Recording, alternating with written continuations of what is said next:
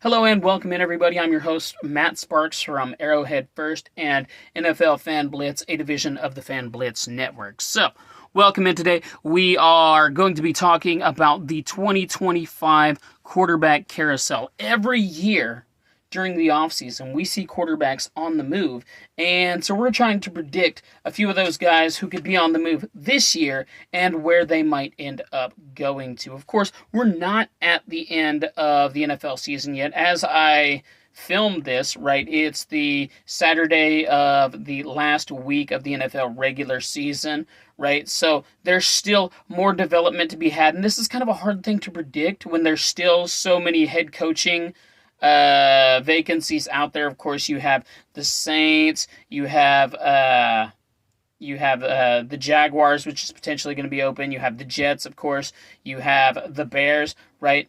They're all going to be potentially looking for new head coaches, and who that head coach ends up being is going to go a long way towards determining who ends up being that quarterback for them and where a lot of these guys end up going. But we've done our best to break it down so far, and pretty much every team in the league has quarterbacks that could be on the move. And so instead of breaking this down by starters and backups and everything like that, I've gone through by division, right? And I've just said, this is a guy I think could move somewhere in the offseason. Here's where he's likely to go. Now, some of these guys are going to be moving to other teams to be starters. Some of them are going to be moving to be backups. Some of them are just going to stay where they're at. And we've taken all of that into account here. So let's start off with the Chiefs division, the AFC West. And we start off with the Los Angeles Chargers. So the Los Angeles Chargers, they really only have one quarterback that could potentially be on the move, right? Justin Herbert is under contract with them for a while, so he's not going anywhere. Easton Stick, he's been with the Chargers for a while. He's probably not going anywhere unless they just refuse to sign him back. So the only one that could really go anywhere is Taylor Heinicke. Now, Taylor Heinicke, you might remember, had a brief stint in the XFL 2020 with the St. Louis Battlehawks, and he parlayed that into what has been a very successful NFL backup career. Of course, got his start in Washington, over there under Ron Rivera after playing for the Panthers for a little bit. Washington is where he got his first true shot as a backup. Played in his first start against Tom Brady, played very well, right? And so he's parlayed that into a couple of different deals as a successful backup, and now he's got a deal in Los Angeles. But that deal is set to expire at the end of this year.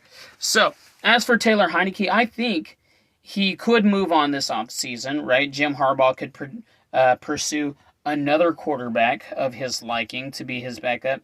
But I think if he does leave, there's a good chance that he will end up on the Ravens. Why? Of course, you got that Jim Harbaugh, John Harbaugh connection. So it's like John Harbaugh has already been able to scout Heinicke for himself.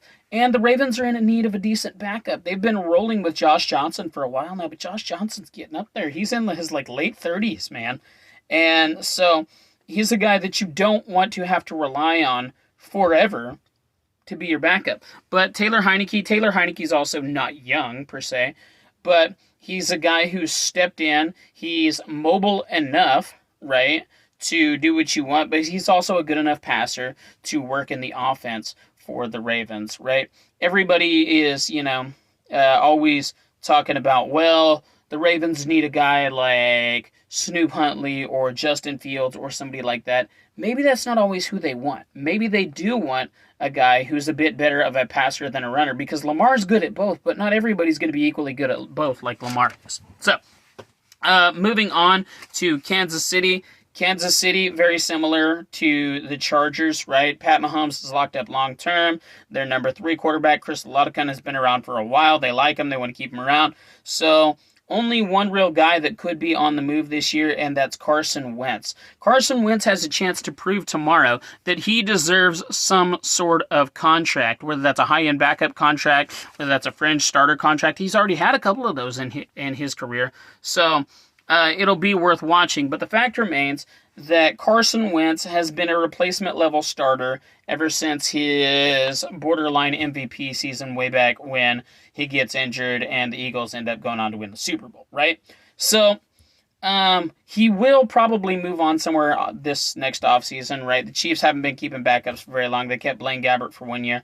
But the fact remains that he came in last year, in the last week of the season, played very well for the Rams off the bench, 3 total touchdowns. He has a chance to do that again this year, and so if he does, I think somebody could give him a decent little backup contract. And I think that somebody is the Falcons, right? So the Falcons are going to be in a bit of quarterback purgatory this offseason because, of course, they're probably going to ship Kirk Cousins out of town via a cut, right? They're going to take a lot of dead money in doing that, but they're going to shift to Michael Penix, right?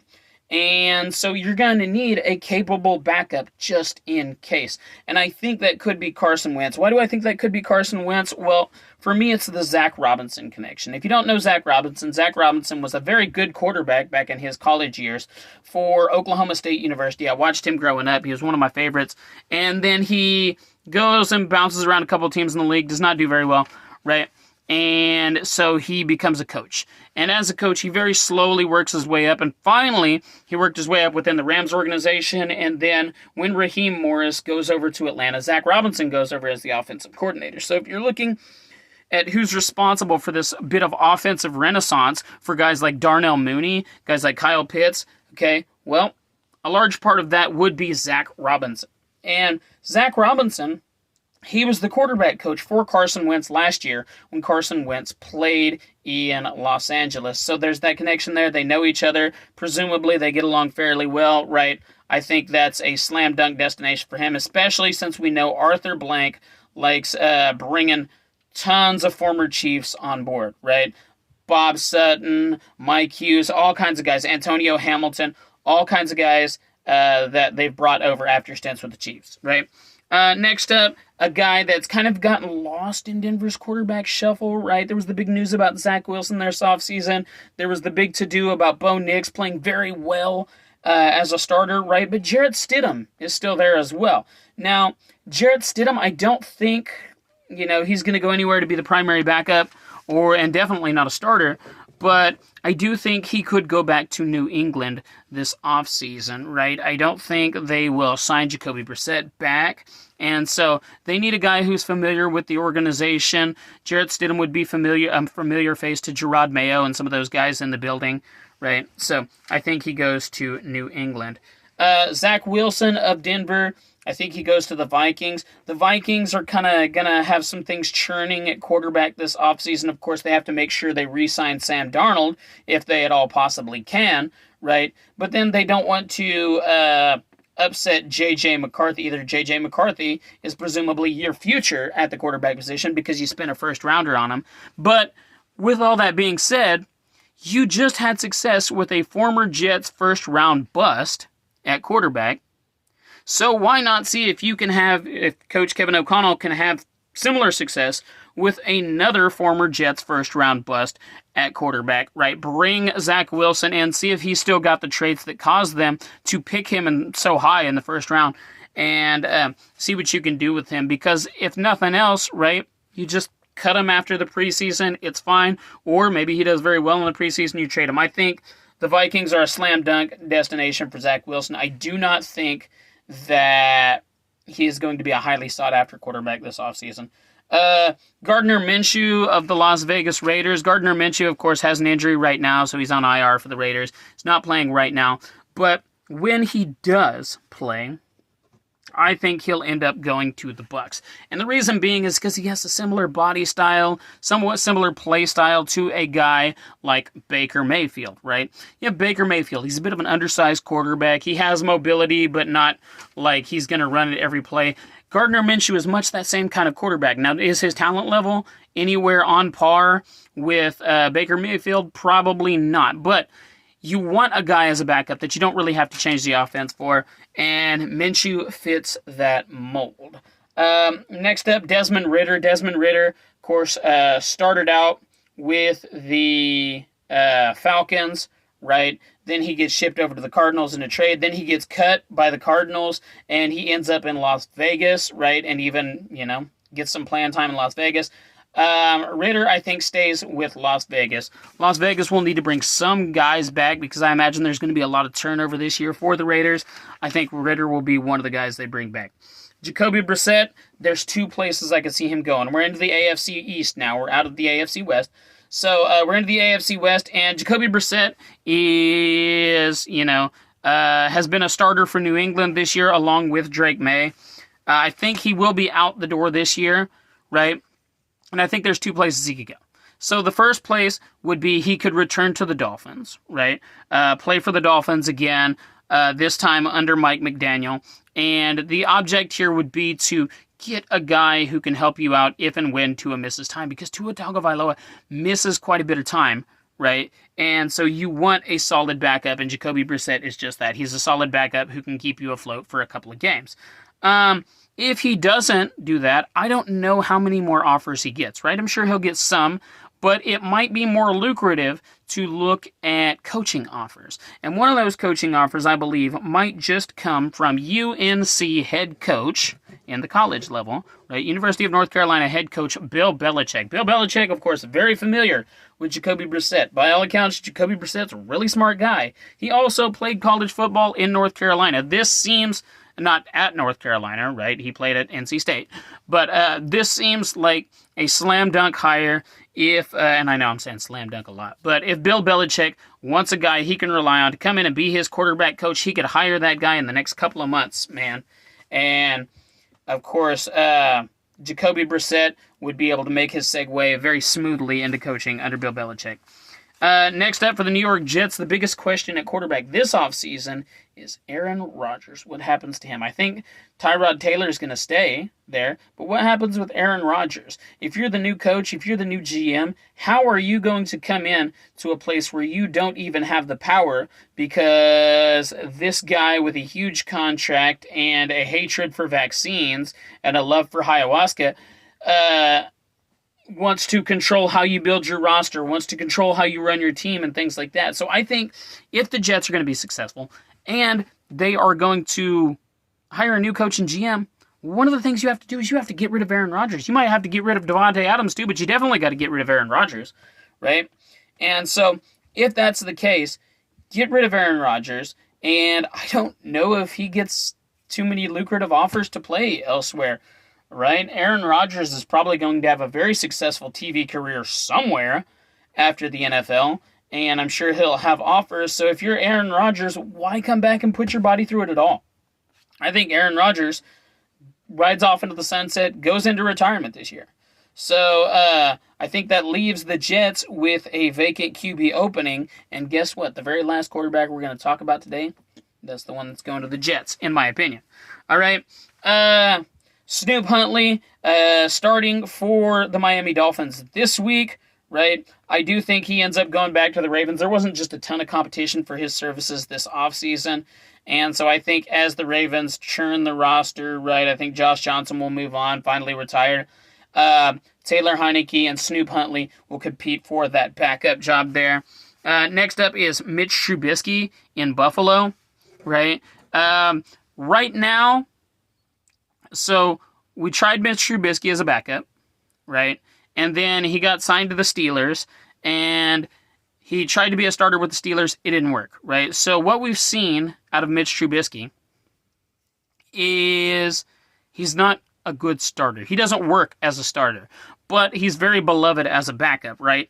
Part of the reason he got signed to be the starter in Pittsburgh is because how highly the coaching staff talked about him in Buffalo, and you can see how they feel about him because they brought him back. So right now, it seems to me that Mitch Trubisky's best value is as a backup, but also as a backup in Buffalo. Why for Buffalo? Because it just makes sense. Originally, I also had Mike White of Buffalo. I had him leaving and going to the Rams, but not anymore, right? Because he just signed 1-year extension, so that potentially keeps him in Buffalo for another year. He's not actually going to be a free agent this offseason. So that might affect if they keep Mitch Trubisky too, but I really do think Buffalo keeps Mitch Trubisky around. He's the perfect combination of passer and mobile guy to be the backup for Josh Allen. Not saying he's going to win games if he has to fill in for Josh Allen, but yeah. Heading on to the AFC North. There is a lot of quarterback turnover in the AFC North because both of Pittsburgh's starters this year are said to be free agents this offseason. So, first off, Justin Fields, who started the first few games for Pittsburgh, right? Came over from Chicago in a trade. He's set to be a free agent this offseason, and so they're going to have to figure out what to do with him. Also, their current starter, Russell Wilson, who has led them to the playoffs. He hasn't been amazing, right? But he's been pretty good, and he's led them to the playoffs. He's set to be a free agent this offseason, so they're going to have to figure out what to do with him. And so, of these two, right, I think Fields is the one that leaves. Do I necessarily agree with that? No, but I think the regime has enough faith in Russell Wilson that he's enough of a known quantity that they'll keep him around over Fields, right? And so I think Fields ends up moving on from Pittsburgh, and the best fit for me seems like the Commanders. Why? Because Justin Fields is a mobile guy. He's a great athlete. He plays very similar to how starting quarterback Jaden Daniels plays. And so if that's the case, right, he's not as good as Jaden Daniels, but it's the same argument we had for Gardner Minshew going to the Buccaneers, right? He's a guy that you don't have to change your offense for because he has the same body type, the same play style, everything else as your current quarterback. He's a guy who can run for a lot of yards if you need to, but he's a guy who's also a fairly competent passer, right? And so that's a big deal. Right? For Pittsburgh, I think they re-signed Russell Wilson. I already said that, right? Russell Wilson has done a good job for them this year. He hasn't done great, but they're ending Mike Tomlin's playoff drought, and that's huge, right? Another quarterback who is in Pittsburgh is Kyle Allen. So I might rethink my Kyle Allen to Buffalo pick because Buffalo really likes Kyle Allen. I might rethink that pick specifically because they re-signed Mike White, so maybe Kyle Allen is not a guy that they'll bring back. I don't know if they keep 4 quarterbacks on the roster all throughout the offseason. So maybe Kyle Allen goes to the Texans, who also liked him. Let's see. Jameis Winston from Cleveland. Of course, Cleveland is tied to Deshaun Watson. They restructured his deal so that the earliest they can cut him, for the most part, is not this next year, but the year after. So they're tied to Deshaun Watson for at least another year. Right, so it's not even any bother speculating about their QB situation because as long as Deshaun Watson is healthy, they're going to start him. Now, is that a good thing? Abso-fucking-lutely not, because not only is Deshaun Watson accused of multiple sexual assaults, but Deshaun Watson also has just been garbage on the field. So there is no benefit here. But the Cleveland screwed the pooch so hard with this nonsensical contract and this nonsensical trade that they don't have an option, right? Jameis Winston, he came in, he showed flashes for Cleveland. He gave you the full Jameis Winston experience. He's had games with 4 touchdowns. He's had games with a handful of picks, right? So where does he go? I think he'll go to Denver. Some of his best years of his career were under Sean Payton with the Saints. And so if that's the case, if you're Sean Payton, why not bring him back to be your backup if you see guys moving on this offseason, right?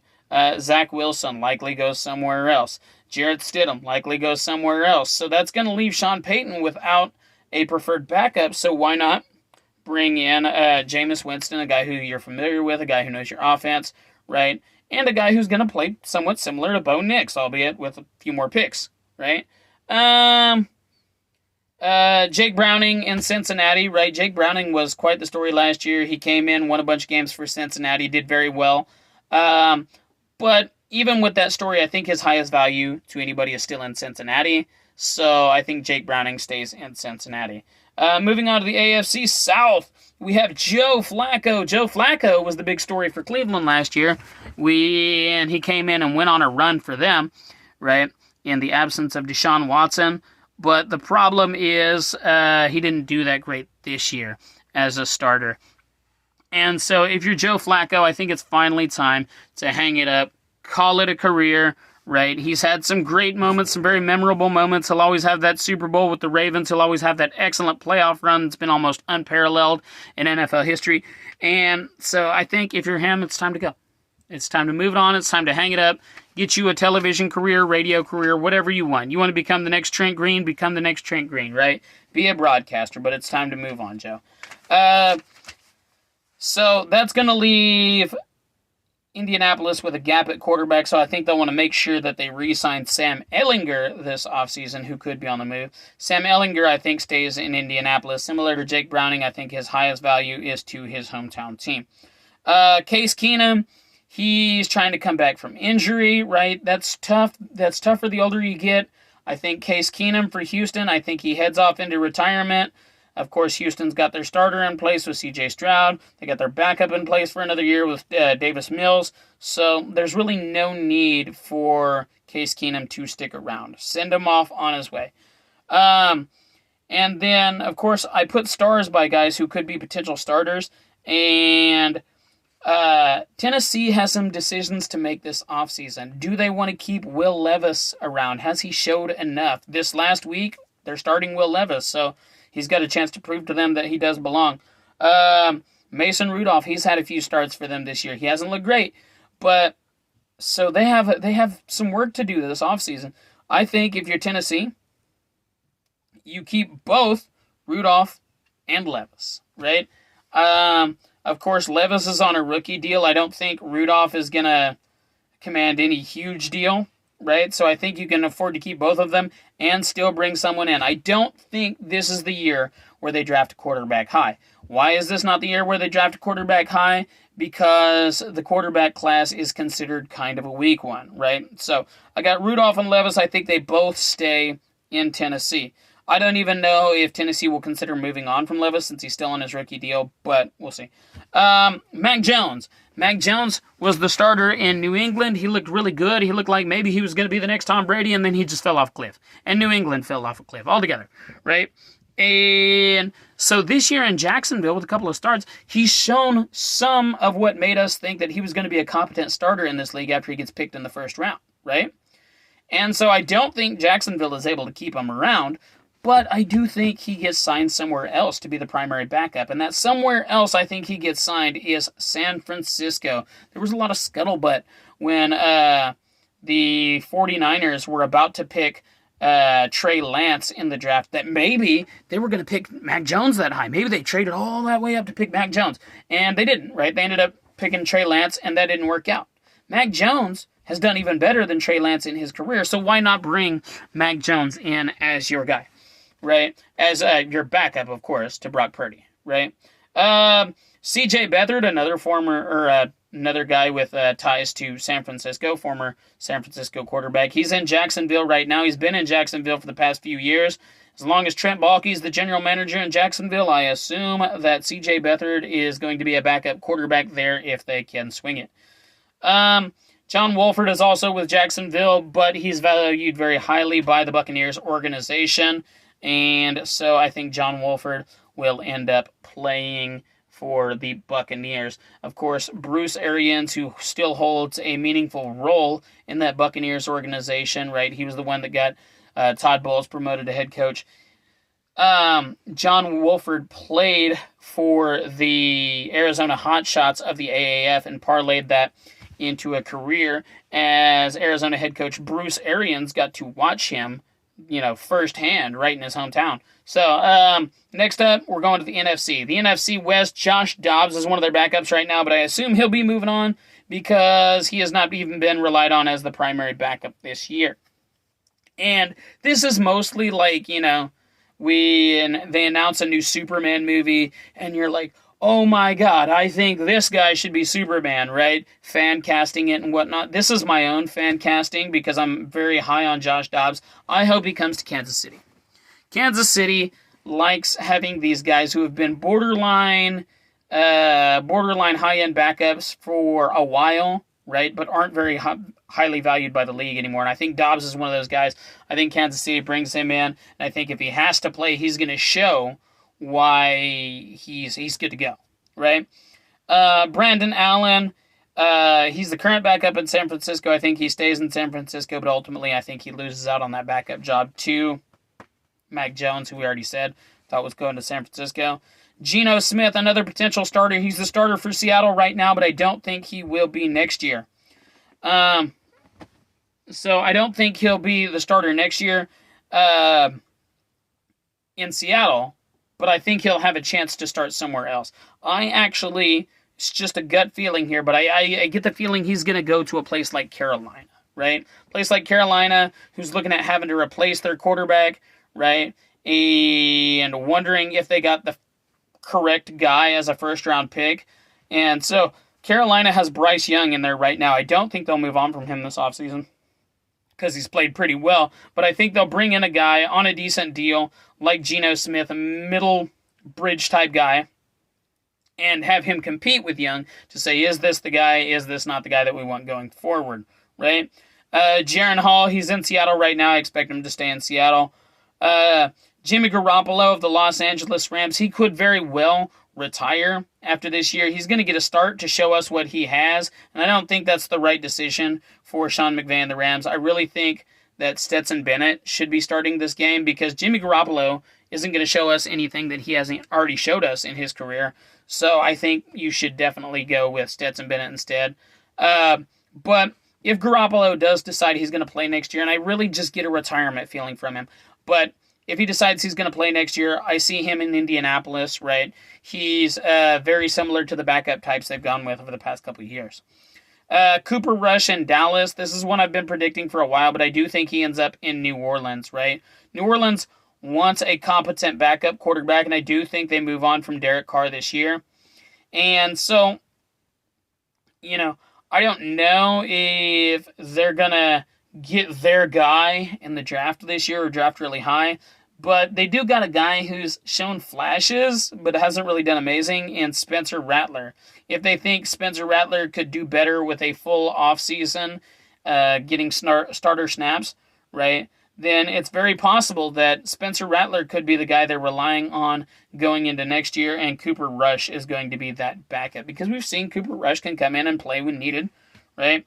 All the quarterbacks in New Orleans have been dealt a pretty bad hand this year with injuries and whatnot, and basically no receivers to rely on and things like that. Marquez Valdez-Scantling, one of their leading receivers there, and that's never a good sign. So I think Cooper Rush could go to New Orleans and back up Spencer Rattler. Trey Lance, right? Trey Lance is in Dallas right now after coming over from San Francisco. I think Trey Lance will be on his way out the door, and I think he'll head to Pittsburgh. Why? Pittsburgh had pretty good success this year with a former first-round bust, so to speak. Former first-round bust that is very mobile with his play style. So why not take a swing like that again? Bring in Trey Lance on whatever deal you can bring him in on. Have him be your backup to Russell Wilson. Another Dallas quarterback, Will Grier. I think he does not end up getting any more NFL offers. I think he ends up going to the UFL, the United Football League. Maybe he rehabilitates his image there enough to get him a practice squad deal, but I don't think he'll be on an NFL roster at the start of free agency this offseason. Drew Lock. So the Giants quarterback situation has been something really to monitor this year. Of course, they started off, Daniel Jones was on that big deal and everything else, and then he flopped. Flopped so much, in fact, that they released him in the middle of the season, taking on a good bit of dead money to do it. And so they've ran with Tommy DeVito, they've ran with Drew Lock on and off, right? Well, Drew Lock was their starter last week. He throws 4 touchdowns to no interceptions. That's a hell of a game. If he does something similar this week, or any kind of good at all this week, that might be enough to convince the New York Giants that this former highly drafted guy should be their presumptive starter going into next year as a bridge guy. And of course, they'll still have Tommy DeVito, because even though Tommy DeVito is a free agent this offseason, he is an exclusive rights free agent, an ERFA, which means that he basically cannot negotiate with anybody else but the New York Giants. So he's not actually a free agent at all. Marcus Mariota. Marcus Mariota's in Washington right now, former Tennessee quarterback. Now he's in Washington as the backup. He was the former starter under Arthur Smith. It seems like it would make sense if Arthur Smith is still in Pittsburgh as the offensive coordinator next year that Marcus Mariota would come in to back him up, but I don't think that happens. I think Marcus Mariota actually gets a shot to compete for a starting job with Seattle. Seattle, the kind of guys they've brought in, right? They brought in Geno Smith, who was a former highly drafted quarterback, complete bust.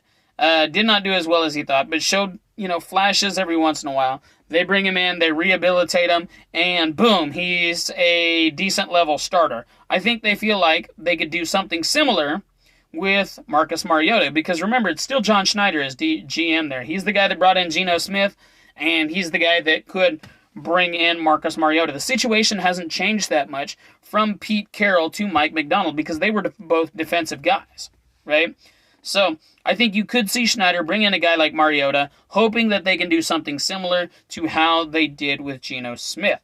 Next up, Jeff Driscoll, who is in Washington right now, not doing much. He's a pretty big athletic guy. I think he comes to Kansas City, right? I think Kansas City does end up carrying 4 quarterbacks. They carried Ian Book this offseason, who is thought of as kind of a mobile-ish guy, right? And I think they want that kind of guy.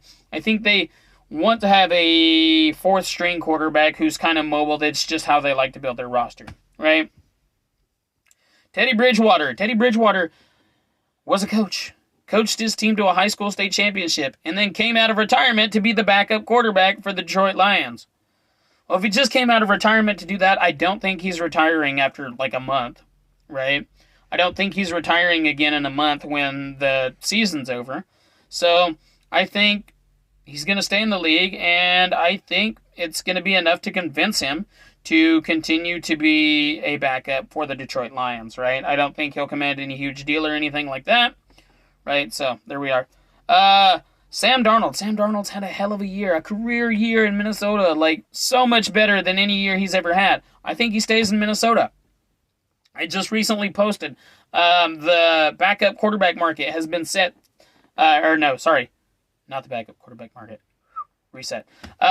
The market for former first round, high second round busts at quarterback that are now successful has already been set, right? It's been set somewhere between Geno Smith at $25 million a year and Baker Mayfield at $33 million a year. Baker Mayfield is the high end of that. Geno Smith is the low end of that, right?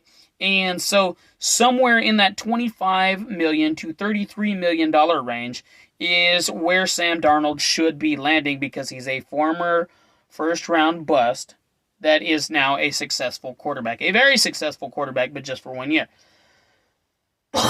And so, as you're looking at it, you're like, man, $30 million, that seems like a lot of money. But consider the top quarterbacks in the league are making like $50 million, over $50 million, right? And receivers are making almost $20 million a year now. That's not really that much, right? And so I think Sam Darnold should get that kind of deal, like a 2-year, $28, $29 million deal, right? Maybe a $30 million deal. And that allows them to have Sam Darnold in place. But if Sam Darnold turns into a pumpkin again, then they can still pivot to J.J. McCarthy, because J.J. McCarthy's on a rookie deal, right? You have teams out there paying $50 million to their quarterback. You can afford to pay $30 million to your starter, even if he's not necessarily the guy, because your other potential starter, J.J. McCarthy, is on that rookie quarterback deal. Daniel Jones, who is also in Minnesota, he's the other guy that I think Tennessee brings in, right? He's the guy that Tennessee, I think, is like, okay, we might be able to do something with this guy. Between Daniel Jones and Will Levis and Mason Rudolph, we should be able to find a guy who's going to give us some replacement quality snaps. I don't think any of these guys get a huge deal, but I think of the three, right, Daniel Jones, of the three, Mason Rudolph, Will Levis, of course Will Levis is already on his contract, and Daniel Jones, I think Daniel Jones ends up making the most money. Maybe, I don't know, $15, $20 million a year, right? Because he can't get that same contract like Geno Smith is getting or Baker Mayfield's getting, because he hasn't proved that yet, right? But you pay him decent money to come in and see if he can be the guy, and then if nothing else, he tides you over till next year when hopefully there's a stronger quarterback class. Andy Dalton. Andy Dalton's been serving as the backup for the past 2 years for Carolina. The Dolphins allegedly tried to pry him away this offseason during the season in the wake of Tua Tagovailoa's injury. Didn't manage to do that. But I think if Carolina is going to be bringing in somebody else in Geno Smith, that's going to send Andy Dalton out the door. If Andy Dalton is sent out the door, then there's one place, in my opinion, that he's going to end up going. Of course, I think Cooper Rush is out the door in Dallas, so you bring in Andy Dalton to Dallas. Andy Dalton has given some quality snaps as a Dallas Cowboy. And so, if that's the case, right, he's played under Mike McCarthy before, right? Mike McCarthy likes him. Jerry Jones likes him. And so, if Mike McCarthy moves on, I still think Andy Dalton ends up in Dallas as a competent backup, right? Especially as they're dealing with all the Dak stuff. Tampa Bay, they got Kyle Trask as their backup. I think Kyle Trask and John Wolford will end up being the bottom two guys in Tampa Bay. And then, of course, I think Gardner Minshew comes over in the offseason. And then these last two are the big question guys, right? So, it's all but assumed right now that Kirk Cousins is going to get cut. And when he does get cut, it's going to be a lot of dead money because the Falcons just signed him to a huge contract this offseason. And so it's going to be very similar to what happened with Russell Wilson. They're going to cut him in the middle of a huge contract, so they're still paying his salary, even though he's not on the team, right? And since they're going to be able to do that, whoever signs him is not going to owe him very much, right? He is just going to owe him a very small salary. And so, to me, if you're the Las Vegas Raiders and you're Mark Davis, right, one of the poorest owners in the league, this is the perfect scenario for you. You get to appease the fan base by bringing in a big name at quarterback, right? The guy who was the big name this offseason, Kirk Cousins. You get to have a guy who's hopefully going to give you starter quality snaps because you think hopefully you finally got your offensive line figured out and you got some decent pass catchers there. You got Brock Bowers. You got the other guy who came in. Can't even remember his name now. Michael Mayer. In the building, right? You got two really good tight ends. You got some decent wide receivers there, right? You can bring in more wide receivers this offseason. So there's nothing better for a cash-strapped owner than to get a guy that you're not going to have to pay a lot of money to, right? And so Kirk Cousins is that guy. They get to bring in a big name at starter. They get to energize the fan base. They get to have this big-name quarterback playing in Allegiant Stadium in Vegas, all for like this much money, right? And so that's huge. And potentially, they could set him up with a decent roster as well. General Manager Tom Telesco could. Now, we don't know we don't know if they're going to change coaches in the offseason here. Of course, they hired their interim coach last year and kept him around, but we don't know if they're going to continue doing that, right? We don't know if they'll pursue somebody else this offseason. I hope they give him another shot. And then finally, we're talking about the Raiders. This is a former Raiders quarterback in Derek Carr. There's some financial reasons that the New Orleans Saints could move on from Derek Carr this year, specifically because designating him as a post-June 1st cut would save them like $30 million on the cap, right? So cutting him early wouldn't do that, but designating him a post-June 1st cut would give them all of that cap relief, that $30 million in cap relief after June 1st. And so I do think they move on from him, right? Because he's been good, but he hasn't necessarily been available the whole time, right? I don't think the Saints are actually competing for anything next year. And so it's better that you just let him go. And I think when they do let him go, that'll be another one of those deals where you're not going to have to sign him to that huge a contract because of the money that the Saints are still paying him, right? I think he ends up with the Jets. If you're the new head coach of the Jets, right, and it's hard to predict what a new head coach and a new general manager of the Jets will do, but if you're a new head coach and a new general manager of the Jets, why not bring in this guy, right? So consider it like this. You get rid of Aaron Rodgers. You're still paying him a ton of money. You get a guy that you don't have to pay quite as much money. You bring him in. He's given quality snaps for a number of teams, and this allows you to keep Davante Adams.